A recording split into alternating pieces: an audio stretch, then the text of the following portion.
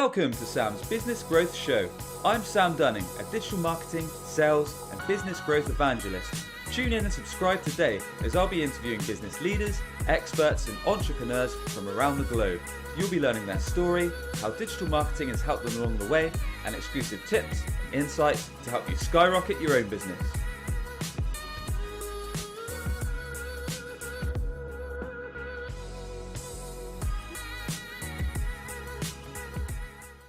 Welcome back to the show. I'm delighted to be joined by Russ Macumber today. Russ is the Sales and Marketing Director of Impressive Digital and a General Manager of Impressive USA. He's been a sales and marketing professional for over 15 years. He's labelled a global e-commerce leader by SimilarWeb. He's been a public speaker. He's host of the Impressive Digital Marketer. Russ is a regular subject matter and expert / guest on a bunch of podcasts and webinars. Plus, he's an NBA fanatic. He's a hip hop head, and he's a proud father of 4. Russ, welcome to the show, man. How are you doing? Hey, Sam. Really well, thanks. Really well. Thanks for having me. No worries, dude. Pleasure to have you on. There's 3 key things we want to learn from yourself today, Russ. Really, we want to learn your top business growth tips. We want to learn your ultimate digital marketing strategies. But first, sir, before we get to all that, we'd love to know your story. So we want to know who really is Russ, a little bit more about yourself. So where you grew up since leaving school or college. Cool. The first business you got into, and then if you could kind of guide us through some of the businesses you worked at and what you learned along the way, that would be awesome, man. Yeah, for sure. No worries. I always like to tell people I took the scenic route to where I am because I actually, growing up, I grew up in businesses. My parents owned small businesses. They owned franchises, and they had a little supermarket. So I kind of always had that in me that I was going to be, working within businesses. But then I was obsessed with advertising. I always used to love the ads on TV, and everyone would get really excited when the ads were on so they could go do something else. And I'd get excited to go sit closer to the TV and try to get my head around why the brand was using particular messaging and that sort of stuff. So, when I sort of, as I said, I took the roundabout route. I studied an arts degree, but I got booted out for rocking up to exams drunk and barefoot. So, oh, really? What, a wild party, was it? Yeah. Oh, that was pretty much just a few years of wild parties. So, funnily, they used to have this thing, I don't know if they still do it, called show cause. So if you fail 2 subjects in a semester, you have to sit in front of the course chair and the heads of the course and show cause as to why they should leave you in. Yeah. And I got asked to show cause just one too many times and and ended up working in pubs for a few years with a half an arts degree not finished. And then I met my wife. She convinced me to go back and finish it and did that and did my master's and then eventually got into marketing and advertising sort of via sales. But I don't know about you, Sam, like I didn't dream about getting into sales. Like it was something that I probably pushed back on a bit. It wasn't something that I thought was for me. I always had like that stigma in my head of, the pushy salesman, and kind of didn't want to be that guy, but just. Got it. So just before we jump into where you are, Russ, so you worked in pubs for a few years after you got kicked out of college. Would you say there's any lessons you learned there in terms of perhaps sales, marketing, or business that 100%? Yeah, 100%. I guess like I worked for Foster's Group, so it's, nice. Everyone knows the Foster's brand. They owned a couple of hundred pubs around Australia. So I got really good experience and exposure early to to P&Ls and to allocating different parts of different budgets to. A lot of the times they were shoestring budgets. It's $1 billion company, but they'd say, okay, well, you've got X amount to spend on training and X amount to spend on this. And I sort of worked my way up from just behind the bar to then being a duty manager. Then I did a traineeship with them, and I was traveling a bit just around Victoria, working at different pubs. So probably my first big business exposure working within those pubs. Makes sense. Okay, so you did that for a few years, and then what was the next step you said, Russ?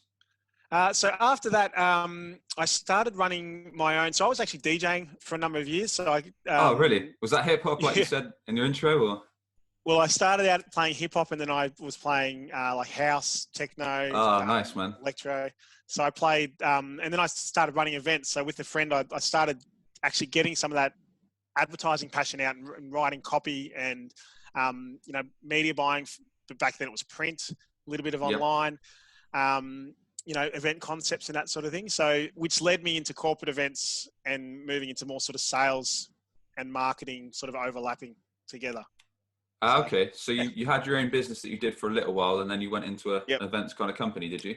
That's correct. Yeah. So I worked for an event agency. Jeez, it's funny, like thinking back through it, it's a lot of pit stops on the way. But yeah, an event agency, we did corporate events and experiential events. So I got to do some big brand activations for some pretty big brands like Vodafone and some others, which was fun. Still in those first few years, just still sort of wrapping my head around, okay, well, I've got a number I need to hit. I'm going to need to get on the phone. I'm going to need to be more active, which took me a while to get to a point where I was, really, really comfortable, confident. Yeah. And it's quite good. Yeah. And your events gig that you did by yourself before you went into a company, did you do that for very long, or was that quite a short-term thing that you did? Or? No, I did that for about 5 years. Oh, nice. But it was 3 years. That was your first solo role, your first kind of solo biz. Yeah. Okay. So we ended up so I was head of marketing. We had about 30 casual staff. So that's between promoters and DJs and then any event staff that we had. That was just good fun, just being in control. Again, just like understanding, okay, we've only got this budget to work with. How can we make that work best? Where are we going to buy the media to make this work? What concepts are we coming up with? How can I engage a designer to create really cool flyers, all that sort of stuff. Yeah, that's not something we've actually touched on. So that's quite an interesting subject, Russ, because on the show, we tend to talk a lot about business growth tips, digital marketing tips, as well as sales and marketing process and ways to scale up your business. But we never really talk about spending. So it's an interesting topic, and it sounds like you've got some decent experience in that front. So is there any advice you could share perhaps for business owners and marketing managers or directors alike, or marketing execs that are tuning in, on how to effectively manage a marketing spend? I know that's quite a broad topic, but it sounds like you've got some good experience. Yeah, man. It's a broad topic. I think like the best advice I could give would be for people to actually go out and run some campaigns, like whether it's start a little business, start a little startup, like, especially people who work in digital marketing, who have executed on campaigns for lots of different businesses. They've probably got some ideas of, okay, well, I could see the CPA for that is quite low. Margins look quite good. Like, actually try one of these businesses. Be responsible for your own budget, your own dollars coming out of your own pocket. And I really think having that experience and exposure to that makes you so much better at actually being on the tools and understanding the impact of what you're doing, and also understanding why the client feels the way they feel, or how you can help the client understand why you're running this experiment or why you're doing this for this X amount of time. Got it. Yeah. Okay, so it's a case of kind of getting into it and just trialing out to see how it works, and then I guess over time using data to measure it effectively. I think it just builds a stronger empathy. Like you just have a much better understanding of what's happening on the other side. I've worked with lots of digital marketers who they can be amazing at what they do, but they've never been on the other side of it. So they don't really understand quite often, the impact of what they do. So makes sense. Yeah. Okay, man. Interesting. So moving on, you did that role for about 5 years or so. What was happening next, man? So worked in that, in the corporate events agency and experiential events, did that for about 5 years. And then finally got into digital marketing, which I was, really passionate about and really wanting to, especially having run the events myself and had a bit of exposure to how the digital side of things could impact businesses.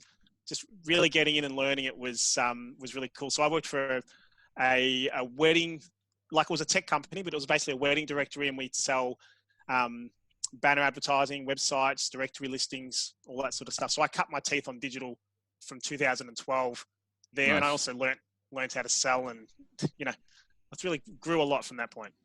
Was it a tough transition? Because before you were kind of more managing budgets, it sounds like, the marketing side of things, moving from that to sales and also changing to digital side of things full on. Was that quite a tough move? It was.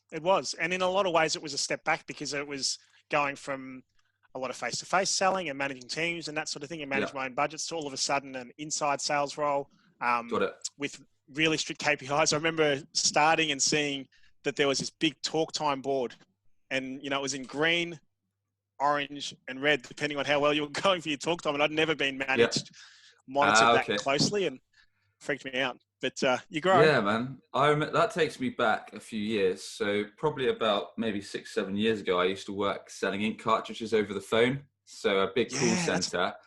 And that was full on, man. I mean, it wasn't cold calling, but you were it was almost cool because you were just calling a massive list of old customers. So some of them didn't know who the heck you were. And at the same time, my mate actually got me the job. So my mate was sitting opposite me. All other guys, probably no one was older than 21 years old. And there's a massive board.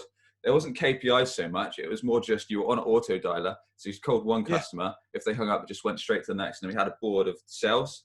And bearing in mind, the sales are pretty low. So you're talking anywhere between £5, that's what, $7 or so, up to, I don't know, £100 or so per transaction. So it's flashing out these calls. But it was very competitive because you're against all your friends, plus these young guys. And every time you had a sale, you saw your name flash up on the board. And but it was so fun. But the reason I had the edge over everyone else is because I did digital for a little bit. So I was used to selling higher volume things, and I was used to a slower sales cycle. So when I got into transactional sales, I was literally selling from day one. I was like, these products are so easy to sell, man. I could just hammer out the deals. But then over time, it got boring. And I had to get out of it because I wanted to be selling higher value items and more interesting sales cycles and stuff. But that's gone down a rabbit hole. But I reckon from a sales perspective, like I think that I think that's such great experience, having worked in an inside sales role, a high volume sales role. Like you're thinking on your feet. You're getting left, right, and center. You learn so much about the kind of tone that enters a conversation much more smoothly. What works better for you? Because there's some people who work better. I always think about it, especially with whether they're cold or warm calls. Like it's like you're opening your door to someone's office, right? And you need to figure out what's the best way for you. I've worked with people who kind of smoothly come in. All of a sudden, they're 10 minutes into a conversation. You got other people who kind of just bash open the door and they just own it, and they do really well that way. But trying to figure out, I think just when you're in a volume calling role like that, you can get those reps up so quickly that it just sets you up so well. I believe for your selling career. Yeah, I mean that's one thing about the pandemic that's going on. It's quite nice, in my opinion, anyway, to have the buzz of an office, and it kind of, with me anyway, it hypes me up a bit, especially if I'm doing sales calls or customer calls, whatever it may be. That's one thing that I feel like I'm missing. It's when you've got kind of the buzz of people around you, like you said at the start before we jumped in. You've got a bit of competition going on, and you want to beat your colleagues, and kind of beat 100%. Their quota and stuff. So yeah, it's good fun. And cool. I think there's another guy in my office as well. We always joke about how you always pitch better when there's people around, because you kind of, I don't know, you just want to be on your game, and probably a little bit show offy. No, I do agree. It's good. Cool. All right. So yeah, you started that in, was it 2012 that you got into the digital side of things? Nice. Yep. And I guess you progressed over time, did you, Russ? You kind of got your feet, found your feet rather, and got into it and started learning. So you worked at that company for a while and you moved on, or what happened? Yeah. So I was there for 5 years, and just as I said, sort of starting just outbound cold calling, and I did some account management. Then I was managing the team. I managed face-to-face reps, inside reps. Built the thing with digital, as you know, is that quite often, especially when you're dealing with small businesses, they don't really understand what they're buying, or they don't really understand the full ins and outs of it. So showing that value to them is a challenge. So when I was at that directory, I helped start a business education program where we'd run monthly events, and we get out and actually, it seems quaint now given we can't actually get in front of people. But, we'd have 100, 150 people in a room in Perth, Brisbane, Sydney, and just do presentations and shake hands and explain stuff. That was awesome, good fun. I love.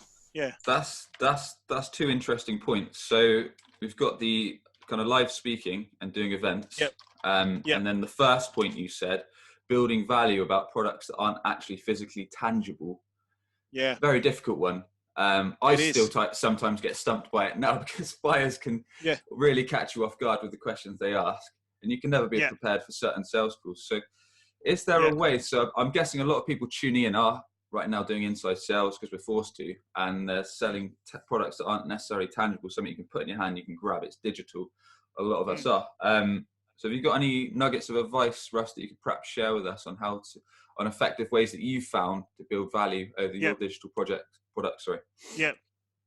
I just find analogies. Like, it's pretty straightforward, but analogies just help people understand it. And if you can make the analogy as specific to them as possible, then all the better. Excuse me. Yeah. No worries. If the analogy, let's say if it's someone who sells cars, for example, then if you can make your SEO analogy speak to an F1 racing car, and whatever is the fuel and whatever is the track, like, making it specific to what they understand best is the easiest way for them to have that light bulb moment. Otherwise, it's just a lot of jargon. Like, that's what I've found, especially in this industry. There's people just love to talk jargon. I get emails. You would get these too. You get these cold emails saying, "Hey, we can do this to your site. We found all these errors." And I read them. And I've done this for a long time, and I don't know half the stuff that's in there. Like, people are just trying to spin, their way I know exactly into people's pain. I think I found that to be most effective as well on a bunch of things. So I'm always working on my story building techniques and things like that, reading books, listening to podcasts and so on. Anyway, it's things like when you talk about building a website, for example, comparing that to building a house. So it's a case of kind of laying down the foundations, which might be doing the prototype of the website, then building the brickwork around it, which might be the design. And then kind of testing it out, which might be the final finishes. So just going through each step by step, but comparing it to something that's actually relatable to the consumer or whoever you're trying to sell to. And like you say, it just doesn't weigh them down with technical, doesn't make them feel inferior because you're using all these words they've never heard of. And likewise, you sound like a bit of an idiot and you're just sending everyone to sleep. So I like that. Okay, cool, man. And then events. Again, events is not really something we've spoken about much. So why was that, Russ? Was that to kind of build up thought leadership to kind of save you guys doing cold outreach more to bring in warm leads, or? It was two parts. So we had, around sort of 5,000 clients so a lot of it was just a value add and a retention strategy to make sure that, okay, well, you're investing with us. Here's how to make most of it. Here's what we're doing. Here's what you can do. So, a lot of it was around that, but there was a new business element to it as well. Obviously, if we'd have prospects coming to those events, especially if I had prospects and they'd see me speak in front of 150 people, it's a pretty good way to build trust. Like, I've used public speaking in that way to help explain things and make things really clear, make complex things seem much clearer. But as a skill for a salesperson to be able to do that, it's killer, because that trust is so much higher. All of a sudden, you've got a room full of 150 people looking at one person, explaining something that, the prospect might never have had explained very well. There's a lot of trust that comes with that. So that's been something which has been a big. I'm always telling people, if you can build on your public speaking skills as a salesperson and get out and really build that trust, it's going to give you an edge, really positive edge. Definitely. Interesting. Yeah, we had Victor Antonio on the show a few weeks back, and he's kind of explained to us about how he did Toastmasters and how public speaking helped him a lot to up his sales game. So that's something I'm always interested in. And as we all know, communication is a huge thing. Being able to communicate effectively with your buyers, doesn't matter what part of sales or marketing you're in, is a really big part of the game. Okay, cool. So that was a case of you use those two elements to kind of scale your sales and scale your business, it sounds like. And then you moved on to Similar Web. Was that right? Not Similar. No, Impressive. Impressive. Got it.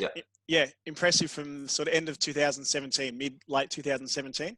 And that was just more, learning more about digital and getting out of the wedding space and being able to apply what I knew to businesses without having to talk about brides and grooms and couples and wedding season and all that sort of thing. So cool, that sort of prompted the move. Actually, through that period, I was also a wedding celebrant on weekends, so I was pretty sick of talking weddings. Okay, got it.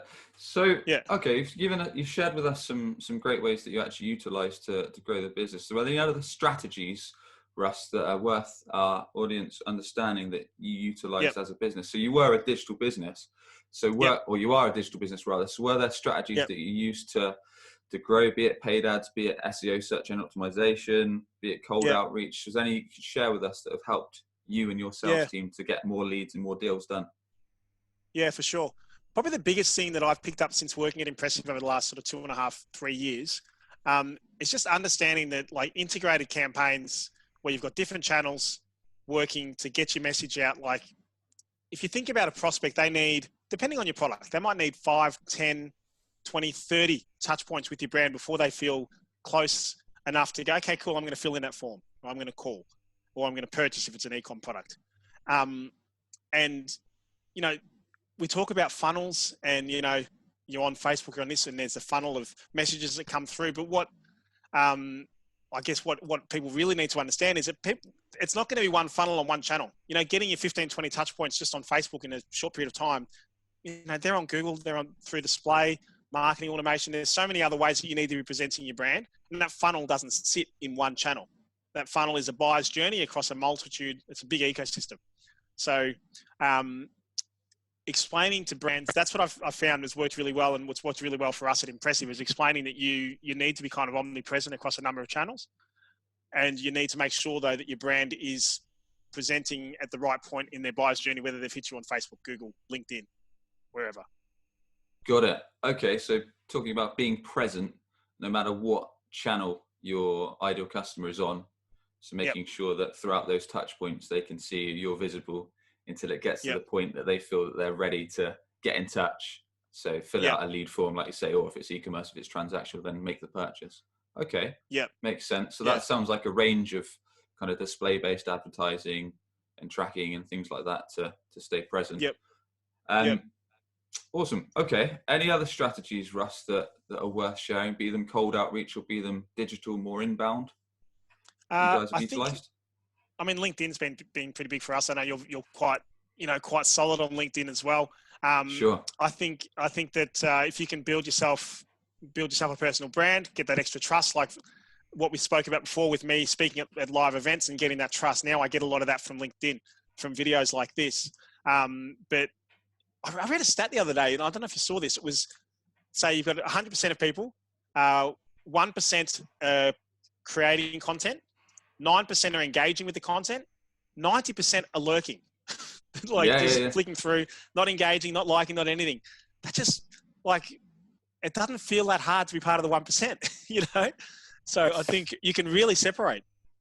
Definitely, man. No, I mean, I preach about LinkedIn all the time on the show, and when I'm invited to other shows as well. And I think you're right. I think the stat is 1%, or perhaps even less than 1% of the community on LinkedIn. Bearing in mind there's 560 or 600 million perhaps users, give or take. It's not that difficult to just start and creating content daily. 100%. Like you're saying, it's just a case of taking the first step, be it doing a text post, and then slowly moving into other formats, whether that's creating videos and so on. But text has the best organic reach though, so it's the easiest way to do it, and it's going to get you the best reach. So, and as you say, I think that a mix though, because if you've got the text, it's great, you get bigger reach. But if you add in some video, because I started out going, okay, I'm going all in on video. Okay. And the reach wasn't what I thought it was going to be. And I thought, okay, well, I'll throw some text stuff in. And I've got some pillars that I work towards. The text ones were getting massive reach. And I found that if I just have a mix of both, it means that, I'm getting big reach, but I'm also getting that extra trust. I literally will have that first conversation with people, a prospect, and I'll be like, oh, I loved your video on this, or I've been watching you, and, it just means that, let's say, rather than going from 0 of no trust, 10 complete trust, and you might need to spend quite a bit of time building rapport. If they've seen you on video a number of times, they're already miles up, and you can start talking business, and they let their guard down, and it's much better results for everyone. Really good point, well made. I think you've hit the nail on the head there, Russ, because like with text posts, whilst they can be effective, I think it's just basically skyrocketing the trust when people can actually regularly see your face. Doesn't mean you have to do video each and every day, but maybe if you do 1 or 2 a week in between the text posts, then people can actually put a face to the name.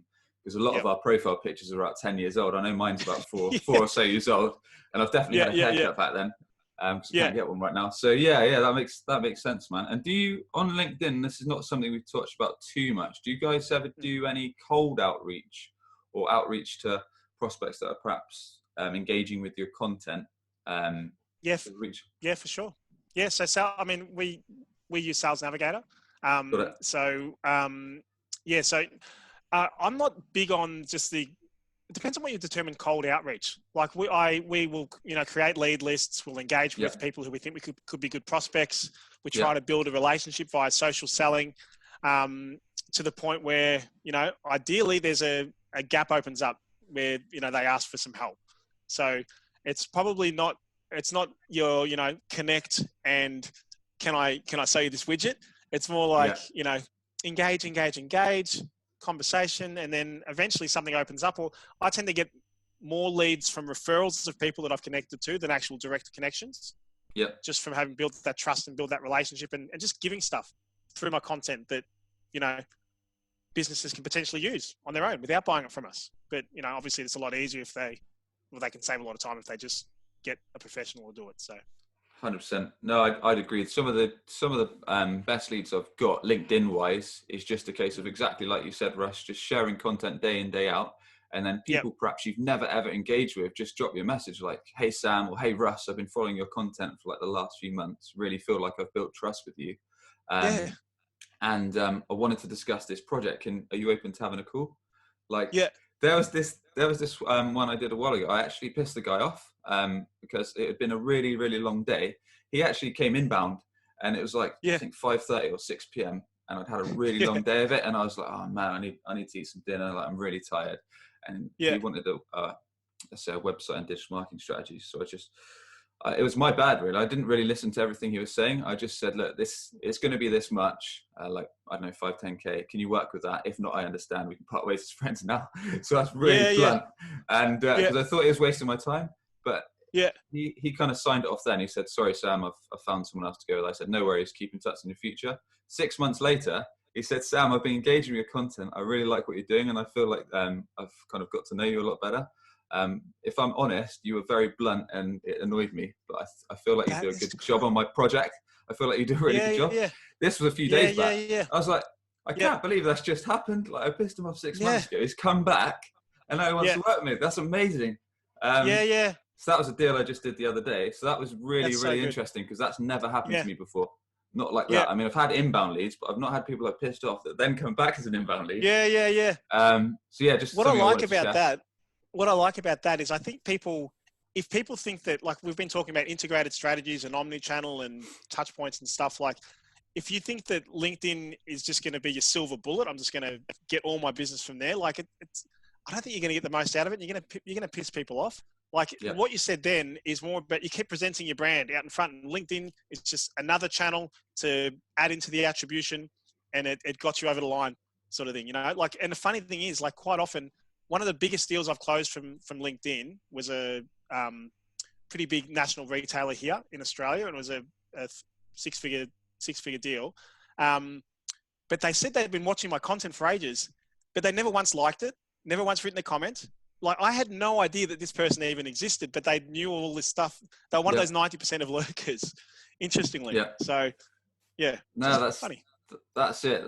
It kind of teaches you that even if you think you're not getting that much engagement on your content, just doing the daily posts and making sure you're putting something decent out there, you're not going to see immediate results, which we've preached about a lot on this show. Just keep at it, and over time, like you said, it's going to pay off. But don't put all your eggs in the LinkedIn basket. Utilize other digital channels to funnel the leads in and keep the pipeline full, as we say. Exactly right.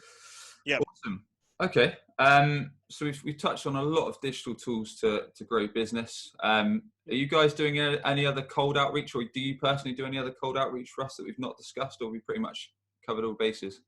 Yeah, we've had BDRs on and off do bits and pieces of cold outreach. Mostly we've been inbound. Like, it's mostly been a database which we've built over time. We just ran some webinars recently, which managed to build a few more in the top of funnel, which we'll try to massage through over the next little period. But nice. We're mostly an inbound ethos agency. The outbound, I don't do much in the way of cold calling, but I'm very active on LinkedIn and tend to get a bit of my own inbound activity via that. Understood, man. Cool. Okay. Russ, before we wrap things up, are there any habits that you could share with us that you follow yourself? Have you got any daily habits that you think have helped your success? That's a good question. I reckon this isn't for everyone, but I've got a fair bit of energy, and I have to exercise pretty regularly. Otherwise, I can be pretty annoying to be around. So for me, my lunchtime gym sessions, whether it's a run or some kind of physical activity. Today I played basketball with the kids. That to me, honestly, it sets up my day. I feel like I get that outlet. My head's clear for the afternoon. I can dominate the afternoon. I've got something to look forward to in the morning. There's been some studies out there around the positivity around working out during the day. But I know just personally for my own, that helps me be productive, clear-headed, and just gives me something to look forward to in the mornings as well. Yep, love that, man. No, I'm exactly the same. I need to do fitness, be it in the morning or be it in the evening. It's something like you say. It helps kind of clear your mind, especially in jobs like us, like ours, rather, inside sales, and most of the time you're staring in front of a screen. So you've got to have that time where you can kind of refresh your mind and at the same time help your body and all that kind of stuff. So cool, man. Cool. Awesome. So everyone, you've been tuning in to Sam's Business Growth Show, where we sit down with business leaders, experts, and entrepreneurs from around the globe. We find out their story, how digital marketing has helped along the way, and their exclusive tips and insights to help you skyrocket your business. Russ, what I like to ask everyone is if you could thank just one person, either dead or alive, having a positive influence on yourself and your career, who would that be and why? Oh, this is going to sound cheesy. It would be my wife, Ange, because she's a superstar. I've got 4 very loud, very needy kids on the other side of this garage right now. But she is my rock. She is, she's 100% the person I would thank. And I do thank. Good stuff, man. Well, tell us a bit more, Russ, about your company, how people can connect with yourself and the best way to get in touch. Yeah, for sure. So as you opened up at the start, so we are based in Melbourne in Australia. Probably the best way is to reach out to me on LinkedIn. But impressive.com.au is the Australian site. Impressivedigital.com is our US site. That's the business that I head up. But I am in Melbourne at the moment just while we're seeing out this coronavirus dramas. So, but otherwise, just probably easiest to hit me up on LinkedIn. But if you're a business that is within Australia or the US, or if you're looking to scale into Southeast Asia, that's something we do really regularly with e-com businesses and lots of e-com and lots of tech businesses as well. Thanks, Russ. The show is sponsored by webchoiceuk.com, helping businesses skyrocket their leads, sales, and brand positioning via results-driven digital marketing, SEO, conversion-focused websites, and mobile apps. That's webchoiceuk.com. Thanks very much, Russ. Great. Thanks so much for having me. Are you tired of constantly hunting for new customers? You could be missing out on regular inbound opportunities, all because your website isn't on the first page of Google. Perhaps you're already spending lots of money on advertising, but your website is failing to convert all of your hard-earned visitors into a consistent flow of new customers. If you'd like to learn more about our unusual approach that brings ideal clients straight to you, connect with Sam Dunning on LinkedIn or book a free 20-minute consultation via webchoiceuk.com. That's webchoiceuk.com. Subscribe today for more digital marketing, sales, and business growth tips from the experts.